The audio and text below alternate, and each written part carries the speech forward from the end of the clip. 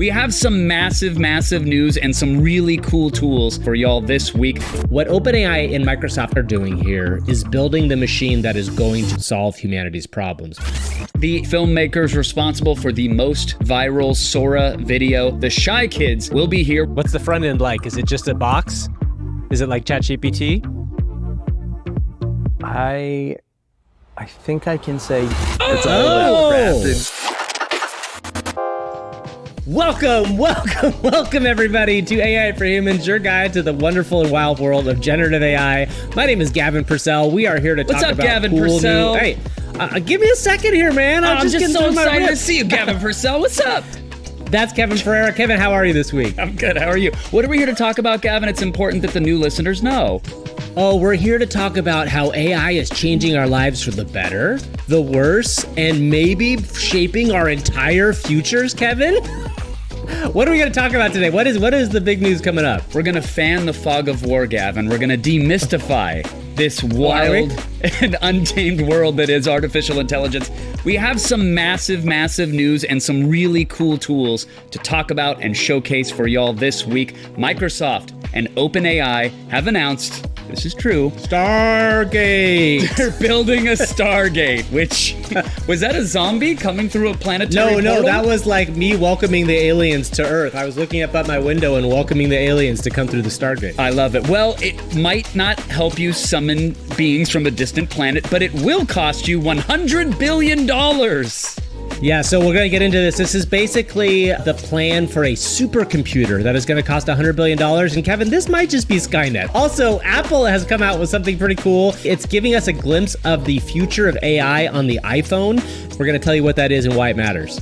Plus, the indie rockers and filmmakers responsible for the most viral Sora video, the Shy Kids, will be here. We're going to talk, of course, the future of filmmaking, artificial intelligence, and what it's like roaming the Earth with a balloon as a head. I can't wait for that. It's so cool that they're here. Like, we don't often have like big AI news people on the show, but like this is an opportunity for us to talk to creatives who are doing really interesting work with AI video. Yeah, these are traditional creatives, Gavin, that use and infuse technology into all of their projects.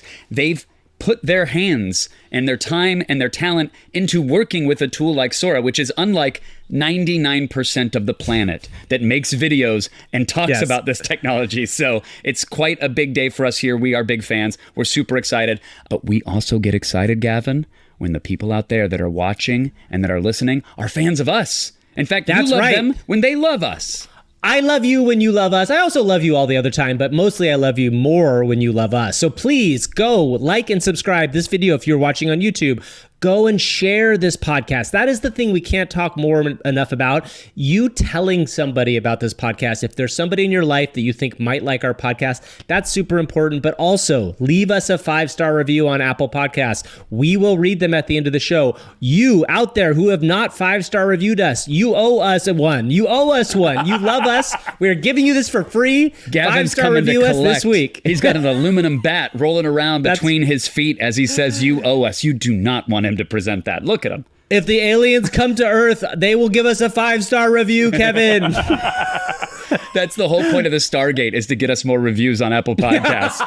We just need more bodies. Who cares if they're interplanetary beings? Hey, they're probably worth more, I bet. So aliens, if you're listening, leave us a 5-star review. All right, Kevin, it is time to get into the news. News. News. It's the AI for Humans news. Kevin, the big story, as we alluded to at the top here this week, is a $100 billion supercomputer that is being put together through OpenAI and Microsoft. Now, we knew that they would have some big stuff going on. We've got a lot more OpenAI news actually in this show, and it's clear that this, in my mind, the first and foremost thing is about extending out OpenAI and Microsoft's moat in the world of AI and see how much further it goes. But do you want to break down just the very basics of what's going on here? The basics are they're building a massive machine for the purposes of crunching massive models, and I'm assuming delivering those models to the end user, making tools available to folks. It's going to cost $100 billion. That is the estimate, and it's going to launch in 2028, and they've got it planned out in basically 5 different phases, where different portions of the quote-unquote Stargate are going to come online. The Reuters article, Gavin, alludes to the fact that they're going to use chips from NVIDIA, but Microsoft themselves have announced that they're going to have their own AI crunching chips. And so the design of the Stargate is that it should integrate AI technologies from multiple companies. So if you're Microsoft and you're moving into chip manufacturing in a pretty major way, don't just give $100 billion to NVIDIA. Build this thing so that it uses your technology, which should be coming online as you ramp up towards the Stargate. So, Kevin, I want to talk about what I think this is, and I think we should have a worldwide discussion about what I think this is. Now, I think the joke here is, as I referred to, is like that this is Skynet in some form. There is a kernel of truth to that, because what I think this is OpenAI preparing the AGI machine. Mm-hmm. And I know that sounds insane to think about, but when you think about giant projects like the Large Hadron Collider or other science projects that have cost billions upon billions of dollars and kind of where they've advanced humanity, what OpenAI and Microsoft, I think, are doing here is building the machine that is going to be put to work to, quote unquote, solve humanity's problems, meaning that there are giant things that will come out of this machine. And we always talk about how much money OpenAI is making or how much it's worth. It's really not making nearly as much money as it is worth right now. The promise of OpenAI as a business is that it could unlock things that we can't even imagine economically, right? Imagine a world where there is a product that comes out. When I say product, I mean like a material that could come out of the supercomputer that could revolutionize, I don't know, latex leggings. Imagine that, there's a leggings company out there and they think they're doing great. And then OpenAI's computer suddenly finds a way to make latex leggings unrippable and unstainable, and that we could have gone with frictionless quantum computing materials. No. We could have gone with high-tech nano-woven fibers that would allow us to bend space-time and teleport instantly to other planets, but you went with unrippable leggings. Lululemon, they're coming for you, baby. But you get what I'm saying jeans, here. But you can adjust the size of the bottom. Exactly. So do you want a 20-inch port where your rollerblades would come out of? Or do you want an 80-inch port? You can dynamically resize your jeans. Listeners of this podcast, as a quick side note, I learned on our recent trip to New York City that Kevin Pereira was a high-level inline skater. Aggressive inliner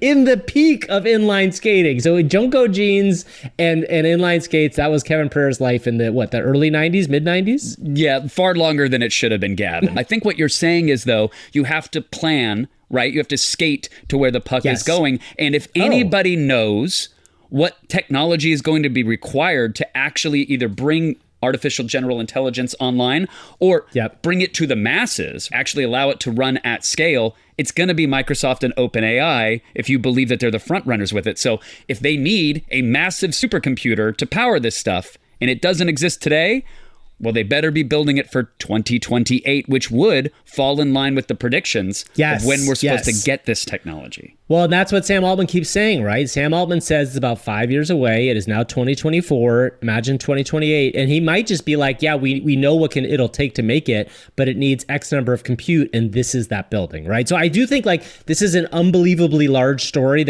it's kind of like an infrastructure story, right? Which seems like it's not that big a deal, but when you hear the timelines people are talking about, and when you hear the amount of money this is, and you see the future of where things are going, like we've been watching for a while, this may be bigger than anything we've seen in the last couple years, right? Look, it might be a bigger thing. Let's hop in the time machine and go back even 2 decades, Gavin, and pitch somebody the internet or smartphones as they exist today. And when you hear that they're putting up antennas or they're running fiber or high-speed coax to homes so that they can access the internet, you'd be like, well, it's an infrastructure story. That's not exciting. They're digging ditches or they're throwing some satellites in space to connect phones. No. This is the groundwork for the next generation. And if this technology proves to be something and not a giant nothing burger, this story is incredibly exciting. And by the way, Meta's not sleeping on this. Google's not sleeping on this. Yeah. Apple isn't. Everybody's going to be building their massive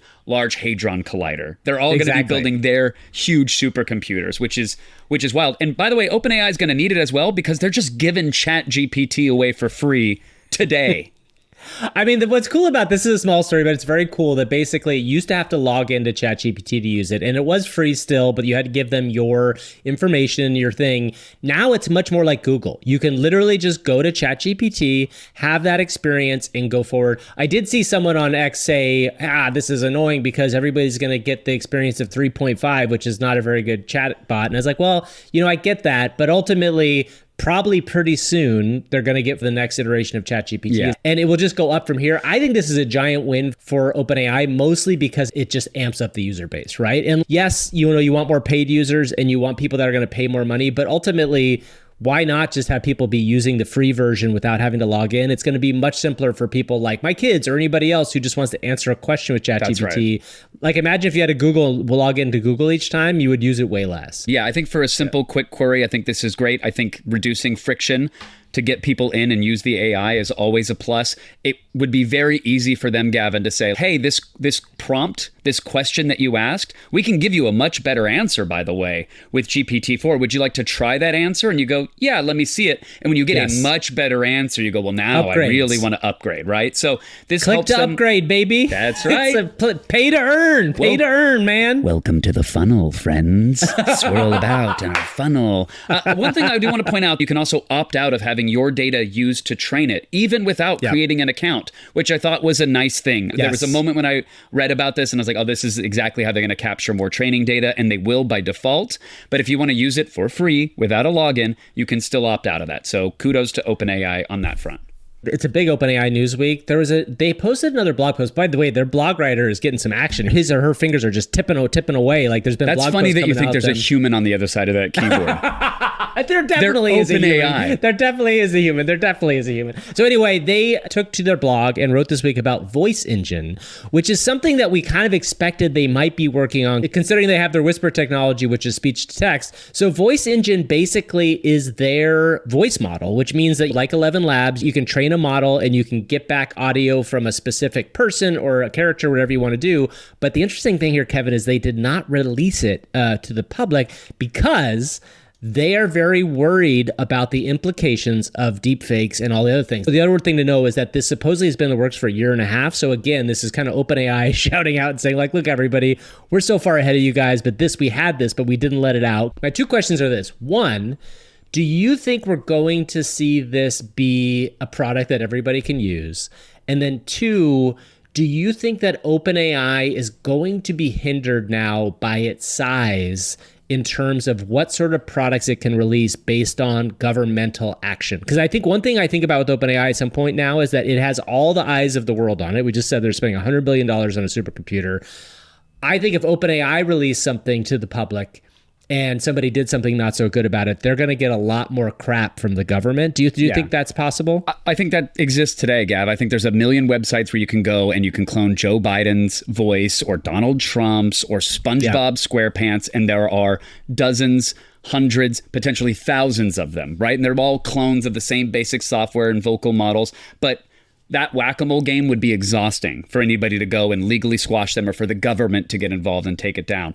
I think OpenAI has a big target on them right now. And not just from hey, your technology was used for a nefarious purpose, so we're clamping down on you, but also from a monopoly standpoint, right? Yes. OpenAI is still a startup, but they're backed by Microsoft, which last I checked is not a startup, right? So It's not a startup. The two are often combined into one. They summon a Captain Planet of awareness, right? Yes, so there's they a lot do. of They eyes do. on them. And so if they suddenly just go out and, here's our voice cloning tool, we're going to put you out of business. And here's our new text to video thing, we're going to put that company out of business. If they start really encroaching into all these different territories, that raises their profile in a different way. But what I thought was interesting here is that they clearly don't have an interest, at least immediately, in productizing this for you and I, Gavin, for the average listener or viewer of our podcast out there. But they are lending the technology to enterprises. So HeyGen, which is a software that we use all the time to bring AI avatars to life, they've been using OpenAI software in their translation product. So you can upload a video, click a button, it clones your voice with just 13 seconds of audio, and then makes you speak whatever language that you want. I've got some samples of it here. Do you want to hear some of it? Let's take a listen. Let's take a listen. So this is the translating content ability. Here's just a few seconds of some reference audio. Friendship is a universal treasure. It brings joy, support, and laughter into our lives, no matter where we are in the world. Couldn't agree more. But Me let's too. hear it in- I think that's a really nice thing to say. Let's I see if really we agree with it appreciate in German, Gavin. Freundschaft ist ein universeller Schatz. Sie bringt Freude, Unterstützung und Lachen in unser Leben. Boy, I hope that's what she said in the I first know. thing. What if it's... I really do. I'm trusting OpenAI I'm implicitly. trusting you. I'm trusting you. This You is- played it. Hey. I'm like, oh yeah, that's exactly right. I like the way you were nodding. Like, yeah, absolutely. 友情は普遍的な宝物です。世界のどこにいても、私たちの生活に喜び、サポート、笑 Again, a lot of faith into the OpenAI blog writer right now. If this was an exactly. April Fool's post, I got to scroll up. Was this? Okay, no, No, this it was was not March April 29th. Fool's. We're good. Yes. Okay, Yeah, yeah. you're So I good. believe we're safe. So I hope we get access to it as part of an OpenAI subscription because I recently, Gavin, disabled my OpenAI premium subscription because I've been going to Claude. To Claude. You've been cheating on Been sneaking OpenAI. out on Sam. I have to say one thing. I never thought Claude was a good name, but there's something about naming these things people names versus ChatGPT. Like I and maybe that's what they'll do with OpenAI's next model. But like I will say, I much prefer. I like Pi. I like Claude. I like referring to that rather than saying ChatGPT. It personifies it in an interesting way. I just had a vision of you and I on Shark Tank in 2025 pitching our book of AI baby names. Like a baby names book, but for naming your AI. That's a good idea. We Little should do that. Ajax Connor. So another big story.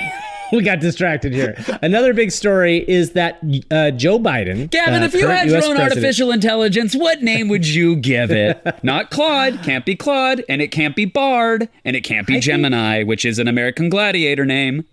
What about Jones? I like the name Jones. Oh. Just call it. Yeah, right. Makes me think of a Jones. soda, though.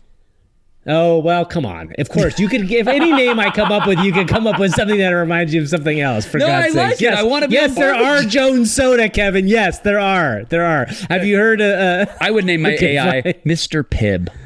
Oh my God. All right, let's move on to Joe Biden. Joe Biden, U.S. president. He just came out. Kevin, can you believe this? It's going to be a number. Did he shout at a cloud? What did Joe Biden do? He shouted at a cloud. Joe Biden came out and basically said that every U.S. agency needs an AI officer.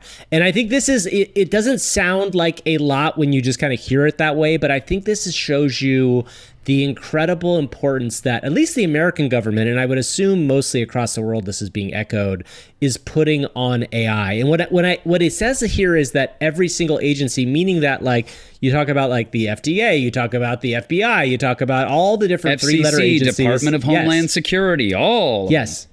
Because this technology is going to touch every aspect of all those lives. It's funny, you say Homeland Security, you think, okay, well, that's pretty obvious. Obviously, there could be a threat to America that could somehow be created by an AI, or an AI itself could be a threat. But then think about the FDA, right? Like the FDA is there to approve food situations or drugs, and that's an obvious place to put it. Right. Or in the CIA, or any of these places that like really matter. Even in like infrastructure, we talked a little bit about, like imagine like in Department of Transportation. I think what this is just echoing again is this idea that governments across the world are seeing this, and it is not a flash in the pan. I think no one in the world said we need to put NFTs into every government system. You know what I mean? Or no We one need in a the world said Web3 czar in the FDA immediately. exactly, because this is just how big this is. So I think that's my take. It's a very quick kind of like thing, but you can't underestimate what's going on a governmental level. And again, clicking back to 2028 and Stargate, there is two companies, Microsoft and OpenAI, that are putting $100 billion into something that could completely change the world. If you don't think the government is going to be involved with that, you are crazy, right? Because imagine a thing that can completely transform our way of life. The government is going to have its fingers in that, for better or for worse. And honestly, it should probably, so that it doesn't get too screwed up. Well, according to the mandate, agencies have 60 days. 60 That's fast. days. That's really fast. That's a real fast turnaround to find an expert in AI.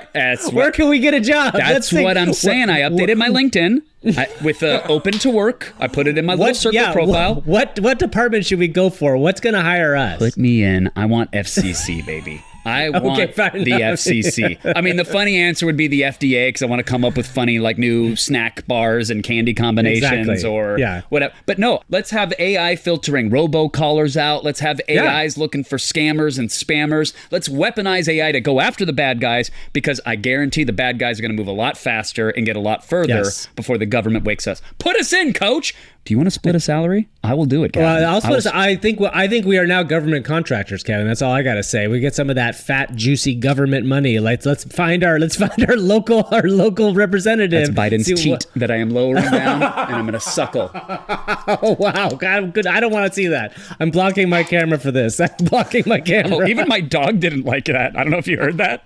Wesley was like, yo, end this bit now. Edit it out. I'll bleep it. All right, so that is Biden. Okay, we've got to talk Apple, Gavin. Every time we talk about Apple, it's almost like a Shadow of the Colossus reference. It's this giant lumbering good beast. Nerd reference. Yes, I love that we are waking up, but we all better climb aboard because it is our future. Apple released a piece of research called Realm, if you will. And what Mike it is, Realm. What's Realm? Mike Realm. Mike Realm. Sorry, Mike. Okay, going forward. Realm reconstructs the visual layout of a screen using textual representations, Gavin. So explain that to me. That sounds like gibberish a little bit. So let's walk through that for the normal person. So imagine a future where you're using iOS 18, the next big upgrade to your iPhone, which is rumored to be announced or teased in June. Imagine you're talking to Siri in the not so distant future, Gavin, and you tell Siri, hey, I want a coffee. Are there any coffee places near me? And it does a search and pulls up a map, and you see that there's 4 coffee spots nearby. And then, Gavin, you dare to ask a contextual follow-up. And you say, Siri, which are open now? Well, the AI has to go, you said which are open. What which are you referring to? Oh, you asked me a question about coffee shops. There's 4 of them on your screen. Contextually, you're probably saying, which of these 4 shops are open? So the AI goes out, it searches, it finds the hours, it comes back, and it goes, Gavin, one of these is open. And you could say, call it. Well, what is the it? Oh, it's the restaurant. Okay, it's the restaurant that's open because that's the one you've... So you imagine the branching path of dialogues and inquiries as it goes. Well, what this paper alleges is that, A, this is Apple's sort of AI strategy, that their assistant will be able to take these follow-ups and integrate them into its responses, but that it's going to actually get a textual depiction of what is on the screen. Because we've seen AIs before that you could take a screenshot and it will look at it like GPT Vision. That tech exists, but it is resource intensive for it to look at an image, break it down, identify the objects, and contextualize them. And what Apple is doing is that they are parsing what is on the screen and breaking it into text to capture what the content and the structure is, because as we know, these large language models are really good at parsing text. And what they're saying is that it significantly outperforms traditional methods, Gavin, including the capabilities of OpenAI's GPT-4. Damn, they threw the mic down, huh? They just right away said it. So I think this is great. Dropping the core. Tim Apple, so I've been a little worried about Apple lately. I will say that. I think Apple's kind of lost their way a touch, and they just get that giant lawsuit, which is going to be something I have to deal with for years, really. Again, we've said this on the show a bunch, but I would love Siri to just be a really good LLM. Like, if it can do stuff like this, now granted, it's really bad right now. The only thing it's good at, kind of like Alexa, is it can tell you what time it is and some very, very simple stuff. And it can set timers. Like, that's what's great about Siri. It can set timers, but that's such a limited use case. If this works, the user base aspect of it is the most interesting thing, right? Like the user base aspect, because there's some insane number of iPhones that are being used in the world right now and will continue to be. What I was thinking when you were saying all that was, it just shows you how much the internet is going to change, right? There were all these companies that existed that when you Googled something, coffee shops in LA near me, they would all pop up. Google Maps was a thing you would see all the time. And in Google Maps, you would click through and there would be a rating system and there would be a whole bunch of things within Google Maps. Well, if this can just read that stuff in some form or another, and I don't have to see it, all of that kind of goes under the cover, right? All of that stuff that was there goes under the cover, and suddenly it's just me and the thing. I still do think it's going to be odd that, like, okay, you got to trust this thing. You got to trust that it's going to find the right thing. But you're right. The simplest version of this is, what are 4 coffee shops near me? I like this one. When is it open? Can I go to it now?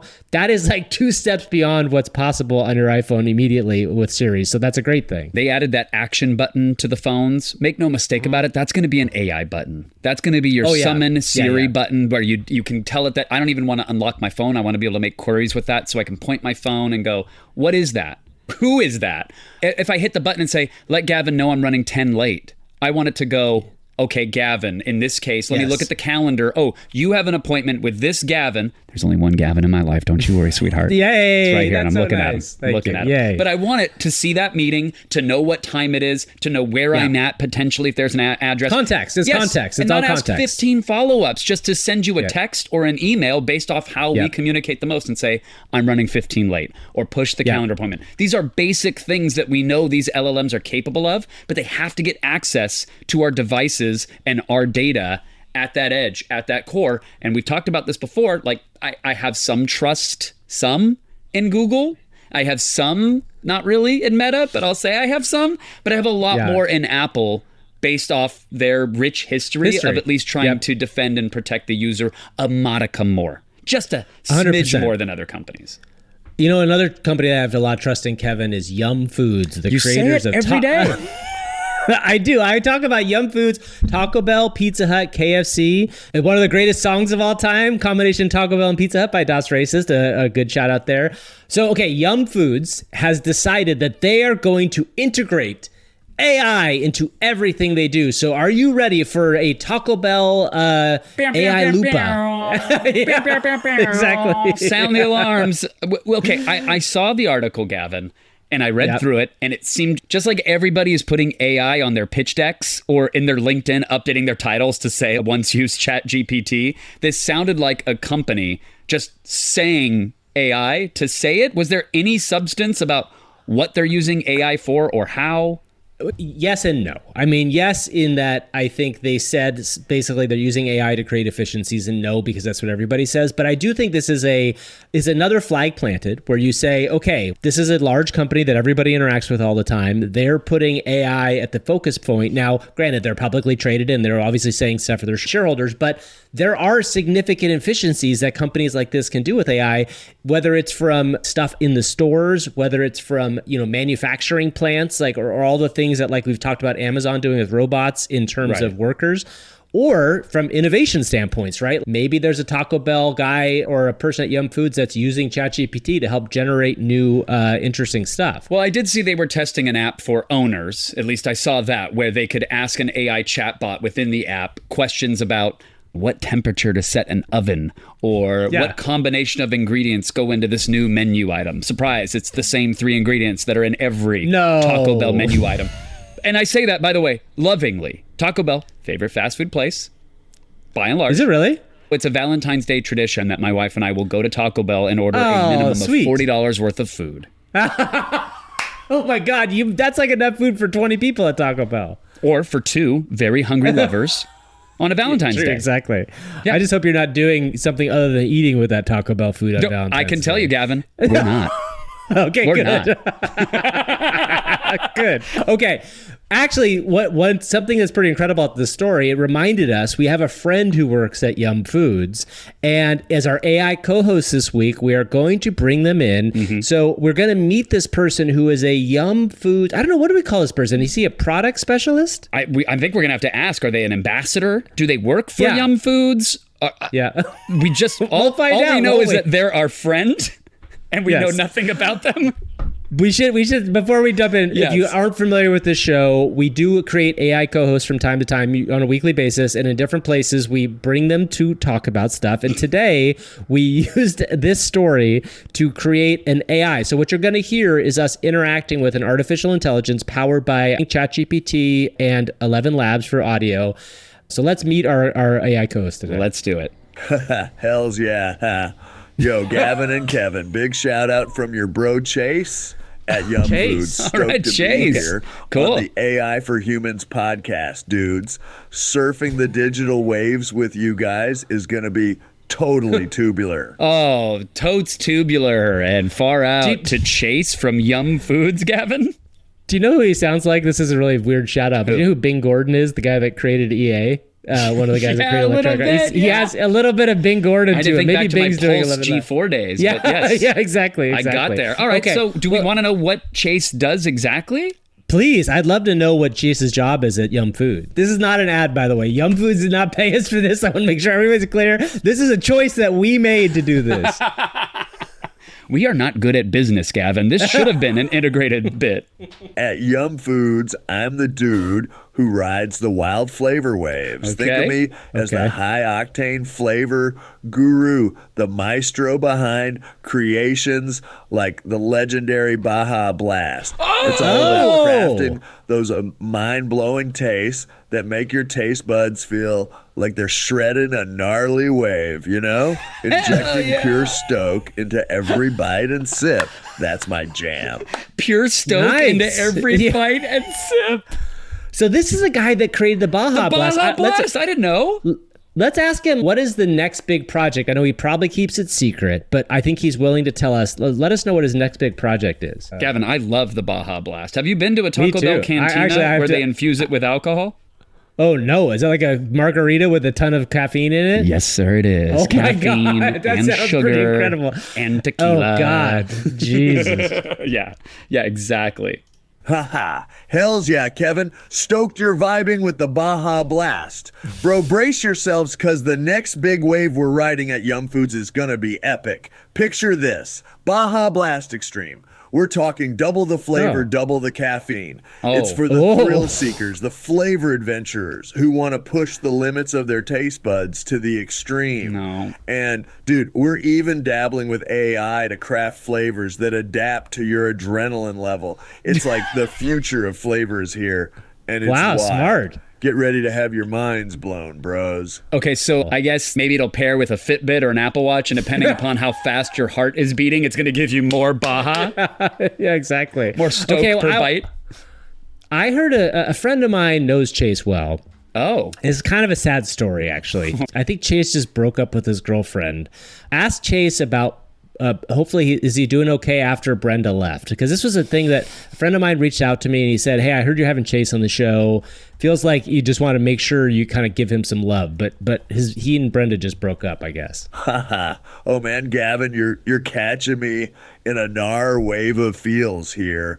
Losing Brenda was like wiping out hard on a monster wave, bro. The stoke levels definitely took a dive, kind of like paddling through a fog of seaweed. Oh, But Chase. here's the kicker, my dudes. Every wipeout teaches you to catch the next wave even better. And that's Yes. exactly what I did. Okay. Turn that melancholy into a mad rush for innovation. It's like when life hands you lemons, bro, we say, let's make some radical lemon flavored Baja.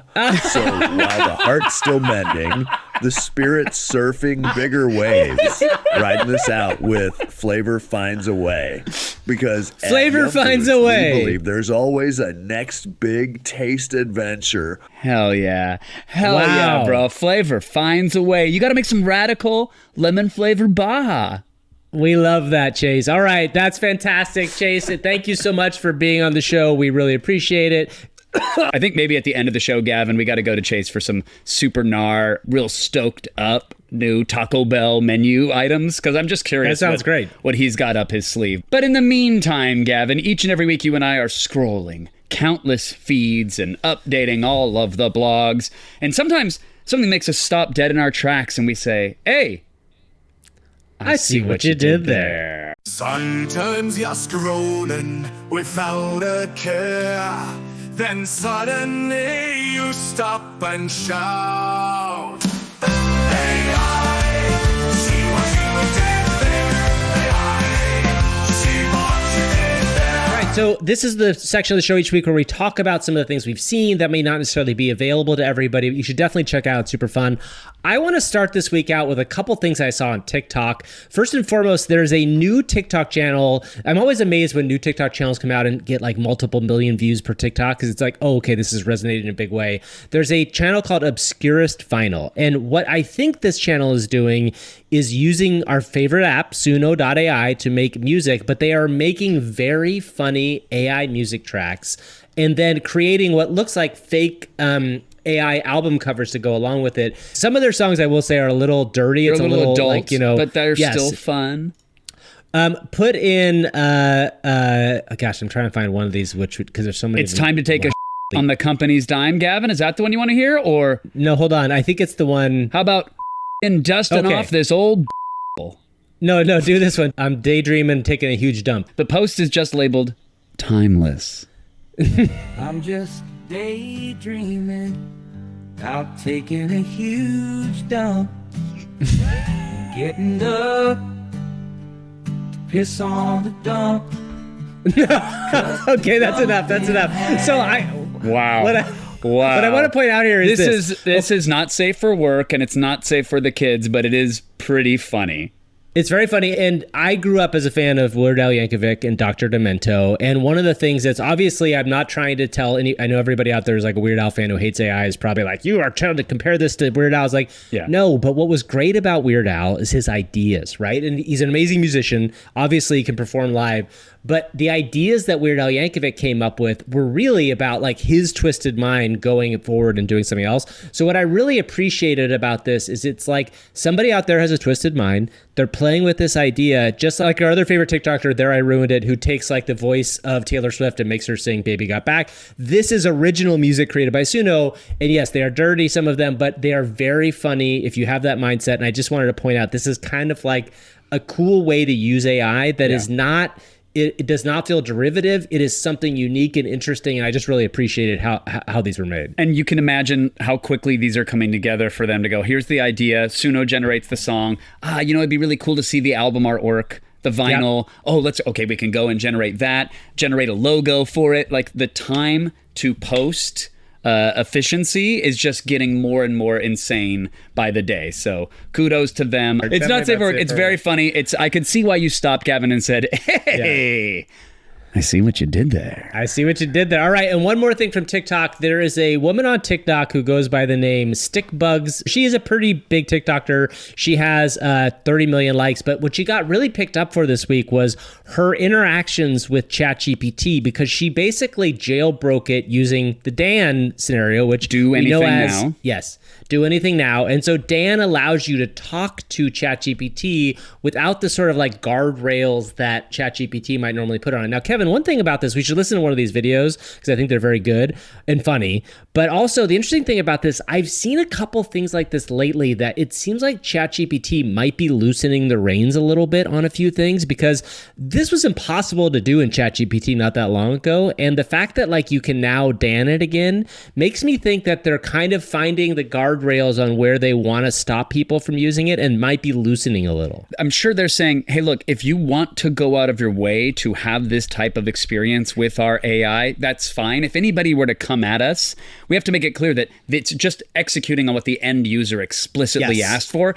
Yes. ChatGPT is not going to accidentally slip into do anything now mode and give you recipes on how to make methamphetamines or express its love for you, right? You have to go out of your way to want that. And her clips, Gavin, were being cross-posted everywhere. I saw them popping up on Reddit, on X, even on Threads. This really pierced through. And we were talking about Dan last year as people were jailbreaking, but now it's like a whole new audience has discovered this and they're using it in their way.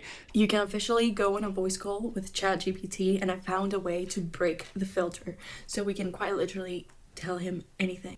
Say hi. Just a little reminder that I'm watching over you, even when you're sleeping. Sweet dreams. Do I look nice when I'm sleeping? Oh, absolutely. How? You look positively serene, like an innocent lamb in a field of nightmares. Okay, all right, that's fun. That's fun. I like it. And if you see the comments on the TikToks as well, Gavin, there's a lot of people responding as if Dan is a real boyfriend, asking their own questions, sharing their own Dan experiences. So whether everybody's in on the joke or people are really discovering ChatGPT as a boyfriend simulator, love it. Both of these things to me are use cases of ChatGPT in the mainstream. These are just people using the tool to do funny or interesting things with it. So I think that's a really important thing to point out. Right. They're not looking at the benchmarks for LLMs and going, well, this one had better recall over more tokens in the needle in a haystack. No. They're just using it. They're using it how they want to use it. Another person who's using AI, I think, in an interesting way, at least in a way that made me say, hey, I see what you did there, is Visible Makers over on X, Gavin. They have emotional image to video transformation is here, and a portrait by Cayman Duru, inspired by the emo paper, is now live on Replicate. So those are three things you said. It's about as far from the mainstream as we could go. Let's walk through those. I know. Here's a little portion of the video from the post, Gavin. It's about 9 seconds long. Anyway, no worries, my friend. I will find her at no time. Poor Dame probably just got lost after good night's drinking. Little clip from a little smoky, smoldery something, maybe a film noir, a detective romance. Who knows? All right. But the workflow to get to the video that was on the screen for the folks watching on YouTube. First of all, it's an AI generated character moving with good looking lip flap, some decent looking eyes. The coherence is pretty solid as the face moves around a little bit. And the workflow for this is something that really caught me. They're using Midjourney to generate the character, Leonardo AI to upscale the character, Photoshop to cut out the subject and add a green screen and crop it, a DSLR camera to record a clip of themselves talking, Adobe Podcast to enhance the voice, 11 Labs to do speech to speech so they could take their voice and make it that character's voice, and a portrait, which is something that I mentioned earlier, to bring the portrait to life. The flow is 12 bullet points long and multiple pieces of software to get this one little clip. But you could see that, again, when a capable, competent human is in the loop and experimenting with and leveraging these tools, they can get some pretty incredible results. And this could be a photorealistic something, an anime-inspired something. This could be one scene from an entire movie if they wanted to do some cool dialogue, talking head stuff. I just love when people experiment with workflows like this, and I love when they post it and share it because they're making the information out there freely available for anybody to try. Super cool thing. And I love the fact anytime anybody shares workflows, I think is really important. Midjourney, Reddit, Midjourney, please start sharing workflows because there's something really annoying to see a really cool image and then people are like gating the workflow. It's like, bros, this is AI. Like we're all, if we're going to do stuff, we're not here to like try to control the workflow on things. I understand. You just want to steal their art, Gavin? Is that what it is? I just want to try. I want to try what they did and sing it into the machine.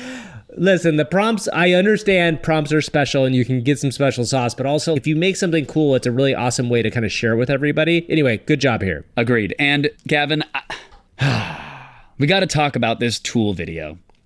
Not the band Tool. So tell me about this. Yes, we tell me have to about talk. this. So Tool is a creative agency. They do lots of ads. They made one for Under Armour in less than 3 weeks, leveraging AI. And if you go to the Tool of North America website, Gavin, you can see an entire post touting the usage of AI specifically in making this Under Armour campaign video. Anthony Joshua is determined to be a third-time world champion. He's a boxer, by the way, a fightsman. Punch a person. You would like him because he hits people, Gavin. That's exactly right. That's why I love him. I wish he could hit you as well. Wow. Okay. And director Wes Walker is here making an innovative new film to promote Under Armour's just renewed partnership with heavyweight boxer Anthony Joshua. So they had 3 weeks to make this spot, and they used a lot of traditional 2D, 3D, AI techniques. They mashed them all together and they do a really comprehensive breakdown. And when you watch the making of video, it's stunning. Even just the file organization on an operating system shows you the level with which they go to generate tens of thousands of images, to handpick 50 of them, and then apply effects to them, and to tell this narrative. The short's cool. It's a commercial for Under Armour, yes, but it's a cool piece of art. I really like what Tool did. I think Tool traditionally does some really great work. But there was controversy, Gavin. Yeah, what's the controversy? The traditional reason is, of course, the Never AIers coming out, even though Tool of North America, I think, did an excellent job of making the point that look at all of the human beings involved with that this. worked on this. Yes, the traditional artists that are using these tools to execute quicker and faster and in some ways cleaner than ever before. They really went out of their way and I think did a good job of the messaging of this. But that was some of the uproar. The other thing which got muddled, people were mostly upset that this spot used a lot of footage that was shot by other directors for other campaigns and other creatives, and they didn't credit the original creators. I really personally think that like a credit, sure, but like I don't know, like when you're an agency, the agency world is so much different than so many other things because like you're really working for a company that owns everything you do. Like you sign up for that in the beginning. It may be different than if you're working for a place like if you're writing a television show and you have ownership over it yourself. A lot of times, so I don't, that kind of feels like a nothing burger to me a little bit. Like I would definitely say give them credit. The thing that's interesting about this to me is the idea that what, again, this lays out is AI can amplify creative work, meaning that when I say creative work in this instance, I'm specifically referring like advertising work. Right. But also there's going to be less jobs. There's just going to be less jobs because something like this that is at the beginning stages of where we are with AI media that's able to be created. I am shocked at how good this is. It is really good. This is shows you what a team of smart people can do around this stuff. There will be less people shooting and making commercials going forward because this is possible. And I think that's just an important kind of lesson to take out of this. Super cool use case of the tools, but also there will be less people who will be paid to do these things because of it. And that is the trade-off we're making in this world. Well, Gavin, you and I prepare each and every week for the advent of Skynet, which could be on the horizon. Maybe Microsoft's building it right now. Who knows? But each week you and I do dumb things with AI, and this is the portion of the podcast where we celebrate exactly that. So, Gavin, what did you do with AI this week? Okay, so mine is kind of quick, and I did tweet about this, but I really wanted to spend some time playing with Grok again. And I know we've had experience, Grok. I know we've had some pretty bad experiences with Grok. Grok is, if you're not familiar, is X's built-in AI. And the promise of this AI was always that Elon Musk had said, it's going to be baked into your Twitter left column. You can go to it at any given time. You can Grok questions. It'll have access to all of the Twitter API, which is a really incredible promise. Right? In some ways, because Twitter is, or X is, a real-time search engine in some ways, because so many people, or maybe a few less people than before, but the idea is you could go there and see what's happening in real time. So Grok just came out with what is called 1.5. This is the next version of Grok that's supposedly out to everybody now. And I was like, oh, cool, I'll go try it and see what happened. I looked over, and on the right column, in the what's happening trending column, it said GPT-5. And I then went into Grok and I said, hey, Grok, this is cool. Tell me why GPT-5 is trending. And basically, Kevin, it answered the question fine. And I don't know exactly if it was right, but basically it told me that the new version is expected to be a major leap and it's described by materially better by early testers. That could have been made up, right? For all I know. So I said, yeah, I don't know that that's why it's trending, though. It's not properly contextualizing. So I said, can you point me to some specific posts about this? Now, Grok used to give you a link to certain tweets or other things like that. So I asked it that, and it replied with 3 bullet points, basically, with what look like footnotes in the bullet points, but it's all in text and not clickable. So that references a Business Insider post, it references an Ars Technica post, and it references something from Data Economy, which is obviously another blog. So I was like, okay. And I then asked it, I said, wait, can you access X posts about this? Because this was the entire promise of Grok.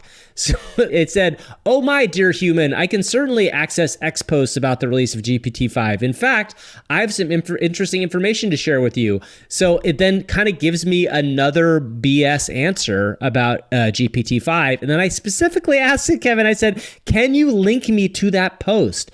And it says, of course, here's a link to the X post about the release of GPT-5. And then it linked me to a not live link at x.com/post/12345678990.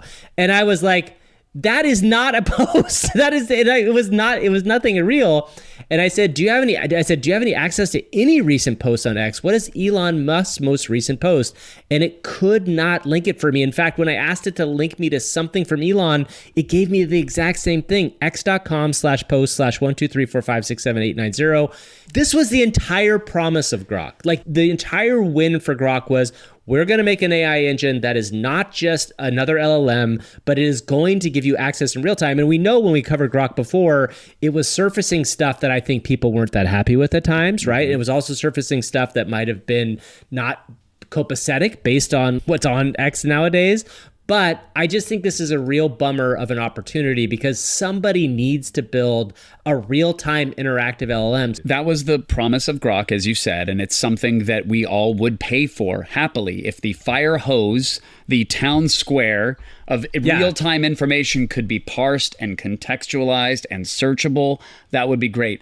But we're running up against a few things here. And I think one, I don't know if you've noticed, Gavin, lately, but X is a dumpster fire if you navigate outside of your normal filtered bubbles. If you click on anything that's trending, it is a sea of spam and noise and bot traffic and crypto scams and adult content and people glomming on clips from Bollywood films or K-pop.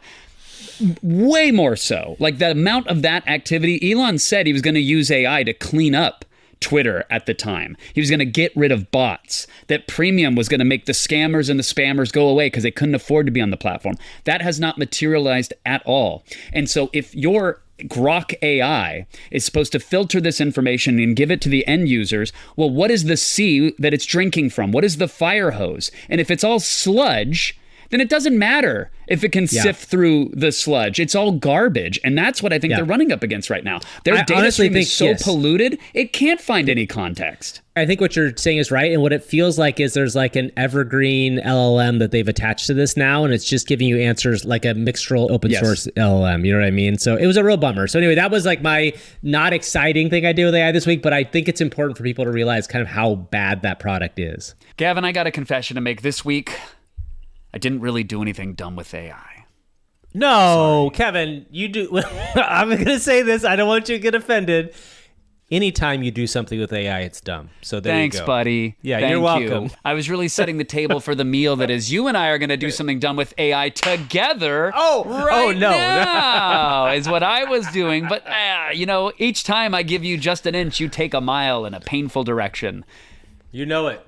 Hume is the latest and greatest AI something, Gavin, that everybody was talking about. It's Hume, and they have a demo which even runs on a phone, but it's a little bit better on the desktop. And it's a conversational AI, Gavin, that can supposedly deduce your emotional impact.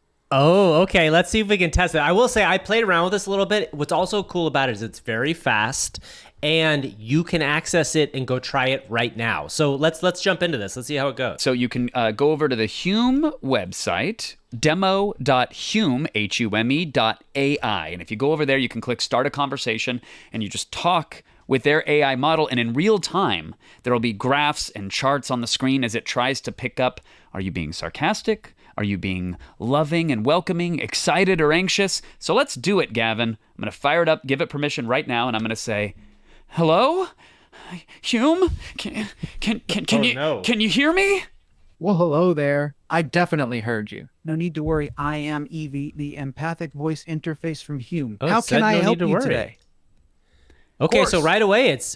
Awesome. I am always happy to chat. So tell me what's on your mind. I am here to listen. Okay, Hume. I would love it if you could just listen. Can you just listen and tell me how I'm feeling? Because you got out of control there, Hume. You started just talking and not listening. Oh, there. I hear your frustration. Let me slow down and really listen to you. I go ahead. I'm all ears. Help me understand how you're feeling right now. What? Hume, you cut off there, Hume. I was just wondering if you could, I don't know, maybe understand what I'm saying, because it would be really super impressive if you could, Hume. Love your voice, by the way. Thanks. I am glad you're enjoying my voice. And you're right. I should be focusing on listening to you, not just talking. Let me try this again. From what I am hearing, you seem a bit frustrated that I jumped in too quickly before. And you'd like me to focus on understanding how you're feeling. Is that about right? Please go on. I am here to listen. Oh, Hume, buddy, I gotta tell you, I mean, at first it was cool that you could tell me how I was feeling and whatnot. Really impressive. But now, I don't even know. Can you pick up what my voice is doing now? Got it. Let me focus on your tone here. It sounds like you're feeling a bit disappointed or even frustrated that I jumped in too quickly. Let's pause this before for a second. Instead of just listening. And now you're curious to see if I can pick up on the nuances in your voice. Am I tracking her correctly? Please, go on. I am listening closely now. All right, so I've muted Hume, Gavin, but as you have conversations with it, there is an emotional graph on the screen, a cloud that has things like calmness, tiredness, awe, pain, anger, anxiety, joy, interest. There's no lust, but I'm sure it's in there somewhere. There will be Yeah, there will sometime. be. And Don't as worry. you talk, it is in real time trying to detect your expression and figure out, are you determined? Are you doubtful? Yes. Are you confused? And as you can see, for the broader, larger emotions and the clear expressions of it, it actually catches it.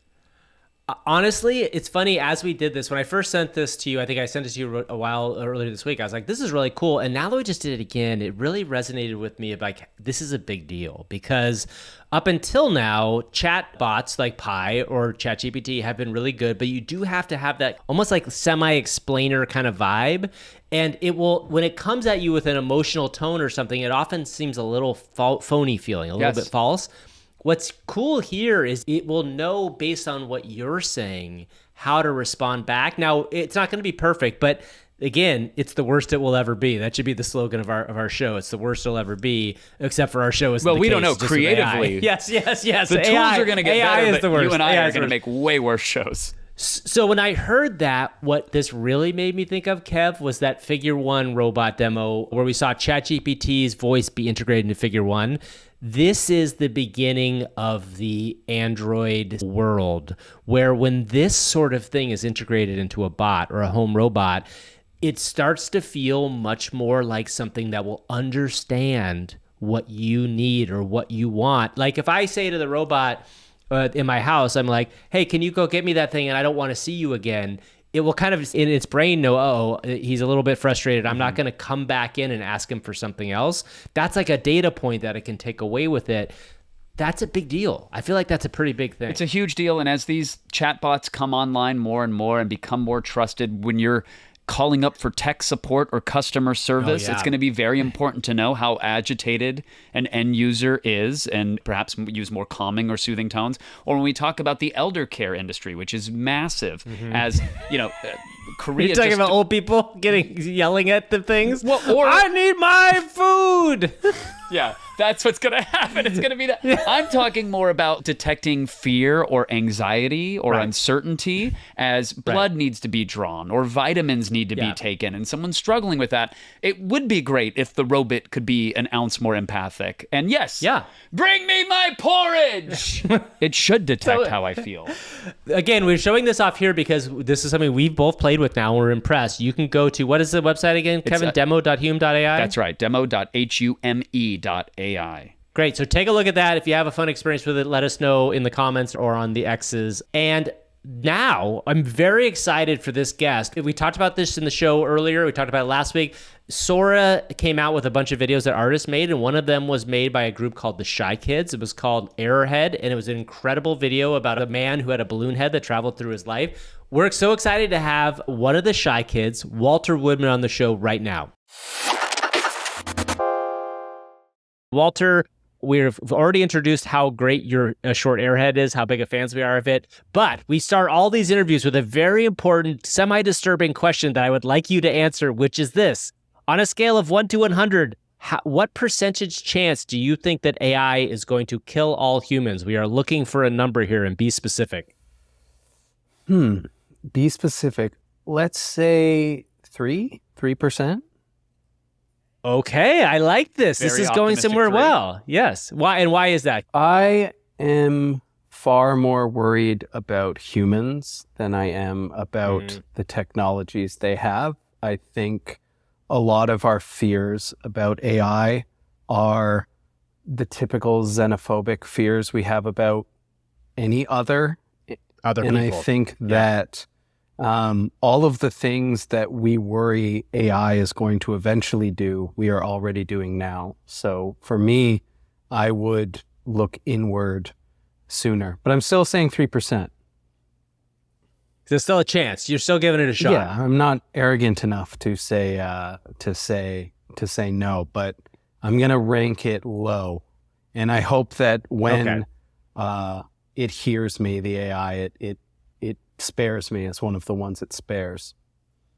We have a direct connection to that AI, so it's good you said that here because it listens to us first. So I just want to make sure that's clear. Actually, I think this is a good. Unfortunately, Walter, the cutoff was actually 2%. So anybody above that is going to be assimilated. I don't know if they're going to turn you into a fine mist or powder and reconstitute you into some sort of energetic drink for the machines, but you will not be spared. That's okay. As long as it's a sort of a Diet Red Bull situation, I'm happy to perform battery juice. I'm happy to be of service. We'll make sure that all carbs and sugars are eliminated from your reconstitution. Perfect. At least I'll have a skinny corpse. Okay, I want to transition here slightly to Airhead was what we thought of as the most interesting video that came out of this kind of move from Sora, OpenAI giving access to Sora to a bunch of creatives. Let's talk about first kind of like how this came about for your group, and then like what was the thought process you put into creating Airhead, and kind of like how did you use the tool? But let's start with Did Sam Altman land his helicopter in your backyard and smash your above ground pool and then hop out and just throw money in your face and then teleport out? No, he did not. Okay. All right, there's one of my 20. Yeah. Understandable that you would think that though. No, the way that we met was actually a really organic, awesome way. So there was a film being made, we're from Toronto, and there was a film being made called Dollyland, which was directed by Mary Herron and produced by Pressman Films. And we were the on-the-ground people that they knew in Toronto. And they asked us if we could make an installation. And the film Dollyland is all about Salvador Dali, and he lived at the St. Regis. So we went to the St. Regis Hotel in Toronto, and we built an installation that kind of looked like his studio. There was an easel that was hooked up to a computer, and people could go to our sort of concierge, and they could dream up an abstract, inspired piece of art, and then they could like take a picture with it. And so that was a lot of people's first use of DALL-E, like the actual OpenAI DALL-E, who... Right, you integrated OpenAI's DALL-E image generation software into an exhibit about DALL-E. Correct. Just follow the bouncing ball. So that's basically what we did. And from there, we had met some of the team members from OpenAI. And we showed them all of our past work and our past films. And a lot of the films that we had made prior are sort of about technology or use new technology. And they saw our films and they were just really like, wow, you guys are, how do we not know about you? We're like, oh, we're shy. So then they invited us to something called the Artist Group, which is a group of amazing people. It feels like being part of the X-Men from all different creative disciplines. I actually feel kind of like losers because we're not like building, XR, like amazing experiences like some of the other people. I feel like, I don't know, who's the worst X-Men? Like Toad. I feel like Toad. And then... Well, at least you still have mutant powers. Yeah. Though. You a couple of normies on this side, so at least you got the mutant power. Sure. At least. And from there, we saw the Sora release with everyone else. We weren't granted exclusive access or anything, but it was just this amazing thing. And then the next thing we know, they were sort of tapping us on the shoulder like, hey, would you like to use this? And we said, yeah, of course. Like this is an amazing opportunity. OpenAI is in a research phase right now, and they're trying to figure out what is the application of Sora? Does it work? Is it useful? And for us, we really wanted to make something for the researchers. So as storytellers, the first challenge that we had with Sora was, could we make a protagonist? Because we believe that you need a protagonist in order to feel something from a film. And there was a sketch in my sketchbook that was just sort of a guy with a balloon in front of his face, almost like a Rene Magritte type of thing. And we just said, oh, what about that one? And after we started, sending the videos back and forth to each other, we just started riffing on a story. Like, where would he go? What would he be scared of? What's his day like? What's the day-to-day dangers of having a balloon as a head? Yeah, and you just kind of go on. And I think that what I found to be really interesting about Sora is it really allows the writing process to just keep being fluid. A lot of the times when you're going out and making something, it's very rigid and you have to shoot it and then edit it. And that's kind of the end of the conversation. Whereas us, it was very fluid. And we do a lot of animation work and VFX work. So once we started to compile a big pool of clips to draw from, that's when we really started to record the voiceover. We're a band, so we used one of our songs. We know how to add sound in there, and we just sort of made this thing, and we presented it to the researchers basically as, we're storytellers.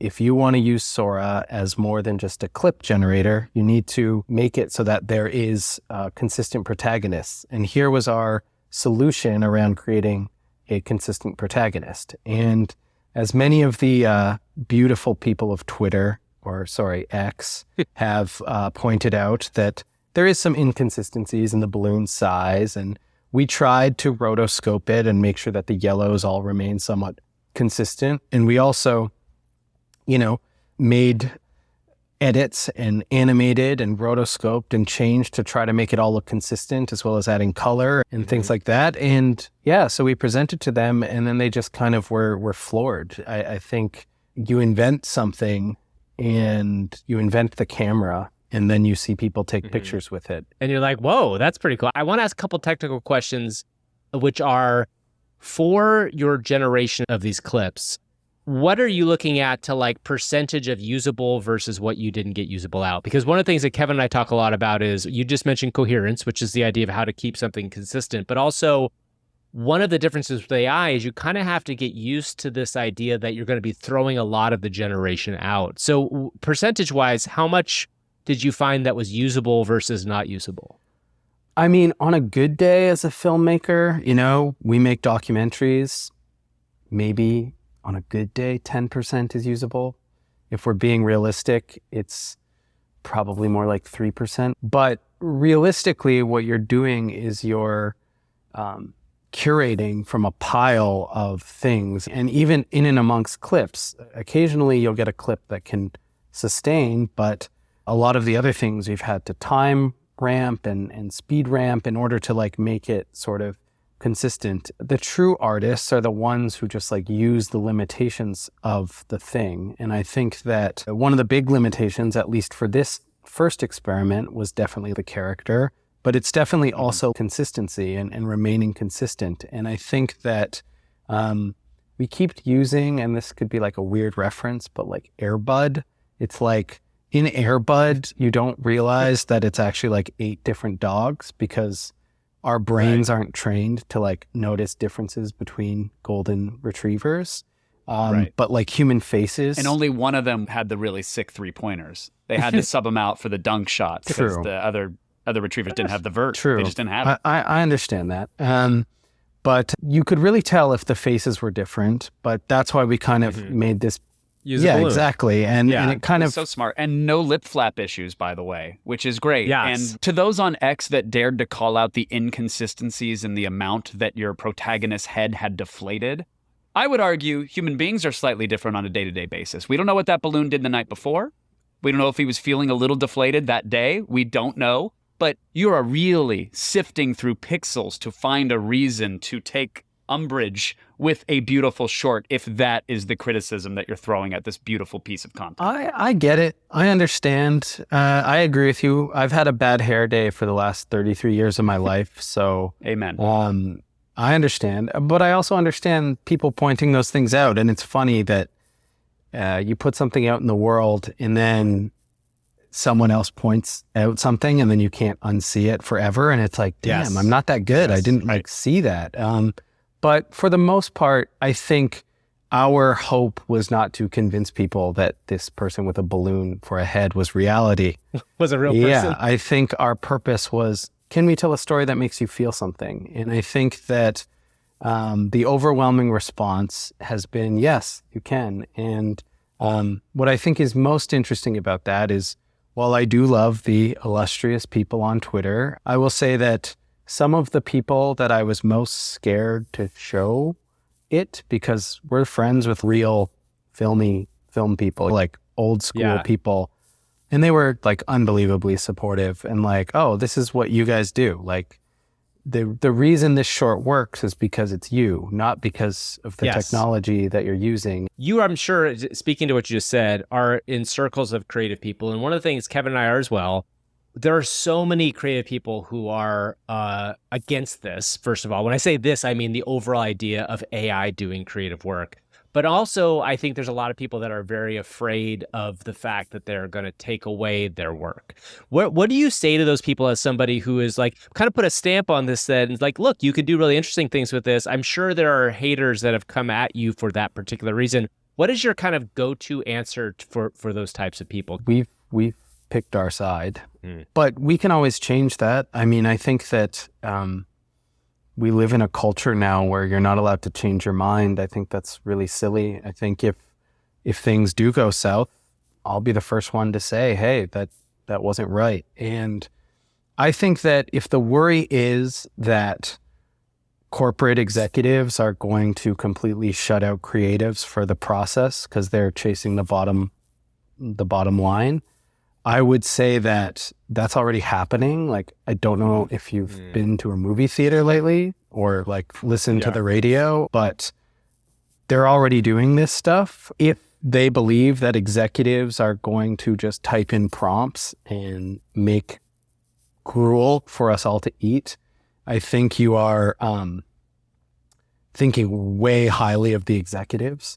I believe that it is always going to take a team of creatives to make something. Sometimes that's a big team. Sometimes that's a small team.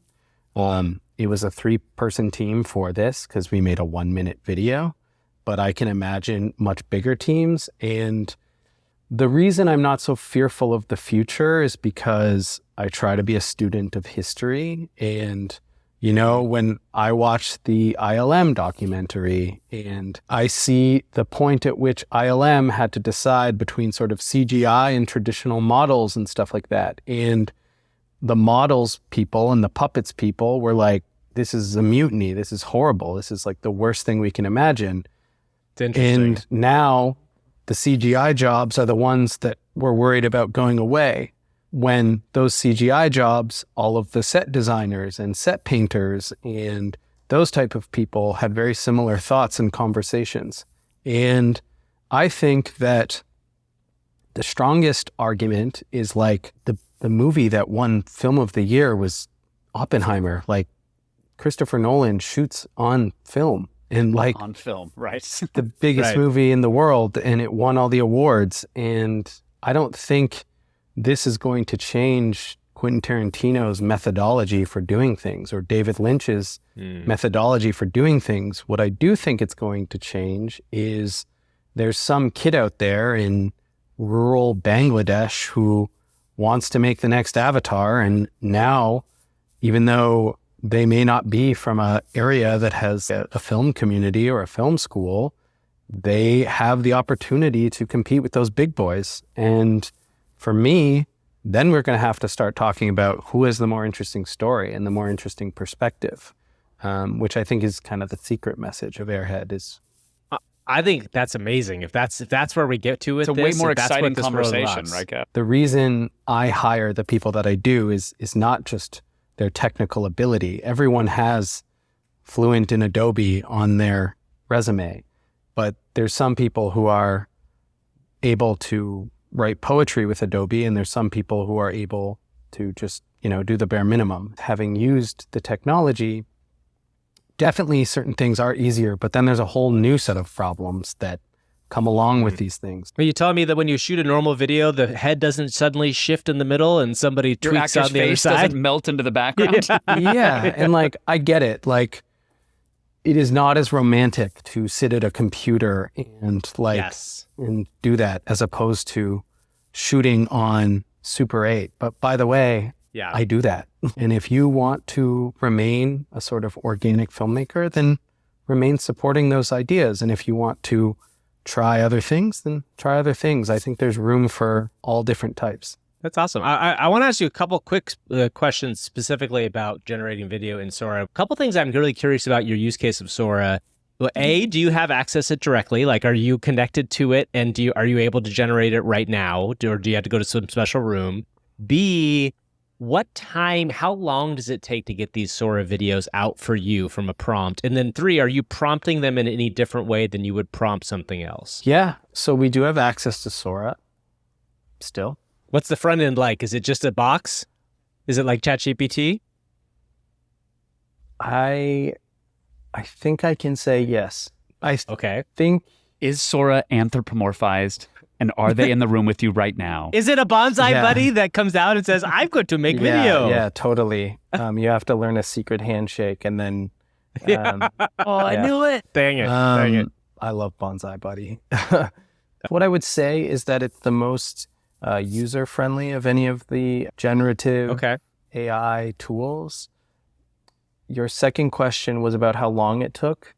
There's different settings. So if you did, 2 variations at a lower, like a 480p, that would probably take like 20 to 30 minutes. So as we were making Airhead, we really got into this like state of generate some things, go work on some other stuff, do some laundry, come back, which is obviously going to get better and quicker. We also found that a lot of the people were sort of LA based. So we would like wake up in the morning. That's when it was quickest. We would hurry and try to bang out our things. Right. In terms of prompting, again, like, I think it's going to be very interesting for all those people who had, quote, worthless English degrees. I think they're going to be a lot more valuable soon. I'm far more visual of a person, and I'm not the best typer, grammaticist. So I would try to type stuff, and what I realized is like it's really like a haiku in so much as if you would include something like he doesn't have a face, well, then it would read the word face and it would make a face there. So you had to be very careful, not just what you put in, but also what you left out, I think was almost sometimes more important, because it's all about not giving something 2 directions, 2 different ideas. So I think that it's like really about learning something. And I think it's also really about finding some things that work and seeing what are the kind of things that you can pull there.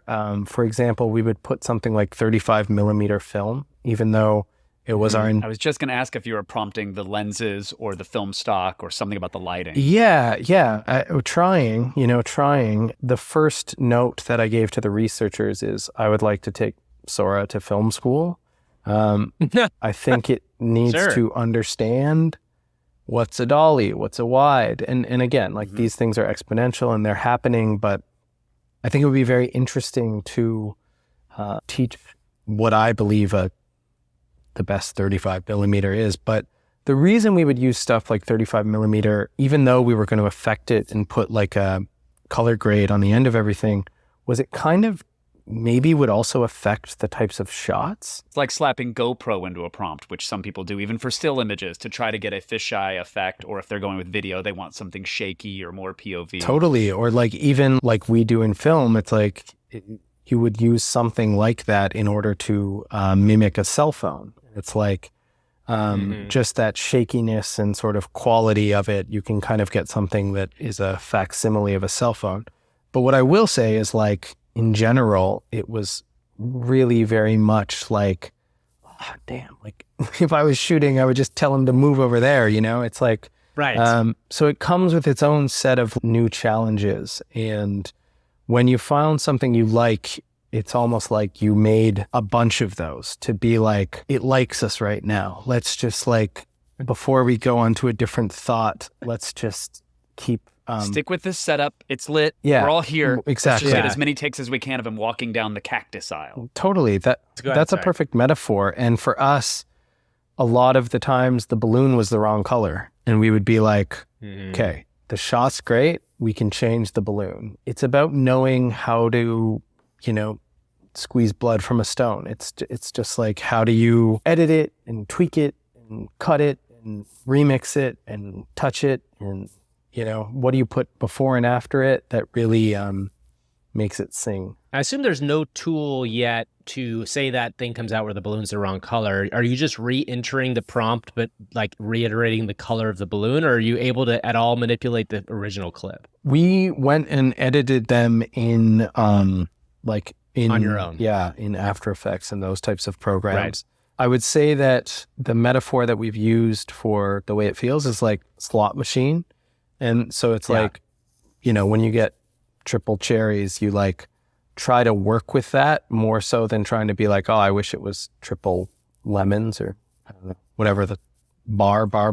Whatever the big slot machine whatever one it is, gold. You make your triple lemonade if that's what comes when up. life gives you triple lemons. Yeah, no. So I think like that's the process. But I will say, as like filmmakers, it was like, oh my God, I wish that we could just go shoot this or something. Cause it's like, I'm trying to like do this thing where it's like, it's amazing at doing these amazing feats, but like tying its shoes, like it can't figure out. Well, it's like when original photography, you had people stand still forever so they could make sure the photo would be in focus. Like things like that feel like it's the beginning stages of tech issues. I actually think, Walter, we have our AI co-host who actually works at an agency. Hold on, so I thought it might be fun. Reboot, so hold on, let me invite them back into the old podcast. Okay. Let me just make sure. It might be fun to have our co-host ask Walter a question about his work. Please. Because earlier in the show, we met this guy and he works at Yum Foods. Nice. And he is very interesting. He actually invented the Baja Blast. It's an honor. It's an absolute honor to meet them today. Oh, we're excited for this. Well, Walter, if you have a question for Chase, who again works for Yum Foods, KFC, Taco Bell, if there's anything you want to ask Chase, you're welcome to. Great. So Chase, lovely to talk to you. So the question that I have is regarding your KFC property. I'm a big Colonel Sanders fan. As a matter of fact, he lived in Toronto for a time. That's fact. But my question is, you changed the Colonel Sanders logo to have a apron. And my question is, did you do that because if you look at the old KFC logo, it looks like a tiny stick man with a massive Colonel Sanders head? This is a great question, and I'm sure inside of Yum Foods, they've probably talked a lot about this problem. Kevin, have you seen those pictures of the giant Colonel Sanders head? It's the little tie. I have. We're going to get to the bottom of this finally. I'm so excited. Thank you. I would really appreciate that. I used to host a show, Walter. It was a daily live TV show that I did with Gavin here, and I would leave to go on trips or whatever, and I would tune into the episode and see someone hosting my show way better than I could ever imagine. And in your one effortless question that you just floated out into the ether for Sweet Chase from Yum Foods, I realize now there's levels to this. And I will judge art, and I'm C grade, and now you've made me realize what A grade is. Yeah, no problem. I mean, that's the things they don't tell you is that I plan on replacing host jobs. So that's the real. Right. Oh, I didn't have to worry about the AI all along. I had to worry about you. Yeah. It's Walter for Humans is coming out next week. Yeah. Oh, I'm subscribed. All right, so I've asked Chase your exact question right now. Sure, Dan. Walter, bro, diving deep into the lore of the Colonel. I love it. Yeah, the KFC logo update. That's a tasty tidbit of our branding evolution. Adding the apron, dude. It was like sending a gnarly wave of homage to the culinary craftsmanship and heartfelt hospitality the Colonel represents. It's all about emphasizing that home-cooked, finger-licking goodness vibe, you know? And about the old logo looking like a tiny stick man with a massive Colonel Sanders head. Ha, that's a hilarious take, dude. wasn't really the vibe we were paddling for, but I dig where your imagination's surfing. The change was more about cooking up a fresh yet familiar feel. It's like saying the Colonel's still in the kitchen and the flavor waves are rolling in stronger than ever. Keeps the legacy rad and relatable, all while serving up that iconic Kentucky Fried Chicken we all crave. Yum Foods totally surfs the branding wave too, bro. Does that sound like any agency people you've talked to before? Dude, that is a little too real. I've never been scared about AI, but for the first time, I do think that is an amalgamation of every agency guy I've ever talked to. Walter, what can people find next from the Shy Kids? Where can people kind of find your things? Sure. So if you go to shy-kids.com or shykids_ on Instagram, that's mainly where we hang out. We actually just shot a sequel to Airhead, so we're really excited about that, and that's trying sort of new and interesting techniques. Point of clarity, Walter, when you say shot, do you mean use Sora and traditional filmmaking, or is it all Sora? So here's what's interesting. Our second thought was, can we make something where we use a more traditional shooting pipeline as well as Sora? This was actually shot. Again, using humble means and ring lights and things like that, which I'm sure everyone on Twitter will be keen to point out that we're not real because we're not using Ari Alexa LFs. But yeah, we wanted to kind of see if we could combine traditional methodologies with more of like the Sora process. So that's like really cool. And we've just done some tests today that we've looked at, and it's really cool. So we're really excited. That's awesome. I can't wait to see that. Well, thank you so much for being here, Walter, and we will be sure to look out for that in the future. Thanks. Again. Love the Shy Kids, love their work, love their music as well. I've been diving so deep into their world, Gavin. It's just the Shy Kid lore. Yeah, well, there's so much art and amazingness in the world. A part of me is always a little disappointed when I miss something, but then I get excited that I get to discover something that was there and in plain sight for ages. So huge shout outs to the Shy Kids, especially Walter Woodman for coming on the pod. So gracious and kind with his time. We love their art. We love their creativity. And he mentioned their Instagram, Gavin. You should go over there because they have a making of video. It's a nice little vignette on how they brought Airhead to life. And anybody who's interested in AI art in the slightest should just check it out and see how people that want to use these tools are successfully integrating them into their workflows. Absolutely. And Kevin, we are moving away, but before we go, we always want to tell you, please share the show, tell everybody about the show, leave us a 5-star review. If we have a new 5-star review, we will read it here. This week we did not have one, so we are expecting you to deliver one. We had prolific weeks of multiple 5-star reviews on Apple Podcasts where we read every word, and some people wrote multi-page dissertations masquerading as podcast reviews, and we read every single word. What has happened, Gavin? I don't know. Maybe it's people on? are shy. Maybe people are shy at this point. Maybe they're like, I don't want to be. Guess what? We can keep your handle anonymous if you just tell us. Leave a little thing in the brackets, like a prompt for us that says, I don't want my name used. We'll still read your review. We won't use your name. That's all we need. Okay, before we go, Kevin did promise that we were going to have our AI co-host come up with some unique new items for the Taco Bell menu. We've been waiting for this. I can't wait to see what Chase from Young Foods is going to come up with. We will hear that before we take off here. What do we got, Chase? Oh, bros, hold on to your taste buds, cause Yum Foods is about to drop some flavor bombs that'll make your mouth do a 360. First up, we're launching the Taco Tsunami at Taco Bell. Imagine a taco so packed with flavors and textures, it's like catching a massive wave in your mouth. It's got layers of spicy, sweet, and umami all crashing together in a perfect storm of deliciousness. Okay, next, that was so vague Pizza that could be Hut, anything. Get ready for the Pizzanato. It's a pizza with a twist, literally. We're talking a swirling vortex of cheesy, meaty, veggie goodness with Honestly, a that crust sounds good. spirals into the center, loaded with a secret Yeah. explosive sauce. It's a tornado of flavors that'll pick you up and drop you right into pizza paradise. And dude, KFC is about to introduce the Chicken Comet. It's a celestial phenomenon of crispy chicken that's been marinated in a galaxy of spices, then fried to perfection and glazed with a cosmic honey chili sauce that's out of this world. These menu items are not just meals, they're adventures, bro. Yum Foods is going full throttle on the flavor highway, leaving no taste bud unthrilled. Get stoked, because the future of fast food is here, and it's hella exciting. Hell yeah, Chase. Hell, I will say, walk away from that Pizzanato, a pizza that goes in a cone where the thing goes Yeah, and to the a crust point. swirls Pizza down cones to are a a thing. point? Yes. Oh.